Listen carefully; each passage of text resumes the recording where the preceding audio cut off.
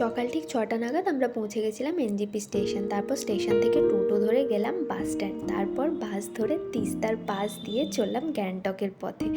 রাস্তায় ব্রেকফাস্টের জন্য বাস এক জায়গায় দাঁড়িয়েছিল, সেখানে আমরা নিয়েছিলাম আলু পরোটা। আলু পরোটাটা এত টেস্টি ছিল, আমরা আবার প্যাক করে নিয়েছি। আর এই জলটা অদ্ভুত খেতে, মিন্ট ফ্লেভারের। তারপর আমরা গ্যাংটক বাস স্ট্যান্ড পৌঁছে আমি এই যে লাগেজ নিয়ে ওয়েট করছিলাম, আর সবাই গেছিলো ট্যাক্সি দেখতে।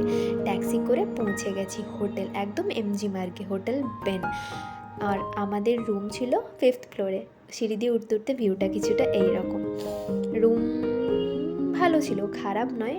পার পারসন 800 টাকা, থাকা এবং খাওয়া মিলে, হুইচ ইজ আমার মনে হলো দারুণ। আর এখানের খাওয়া দাওয়া দারুণ। ফ্রেশ হয়ে আমরা সবাই লাঞ্চের জন্য চলে গেছিলাম। লাঞ্চে আজকে ছিল আলু ভাজা, ডাল, ভেন্ডি আলুর তরকারি আর চিকেন আর স্যালাড। রান্নার টেস্ট অসাধারণ। এই যে একদম এমজি মার্গের ওপরেই আমাদের হোটেলটা।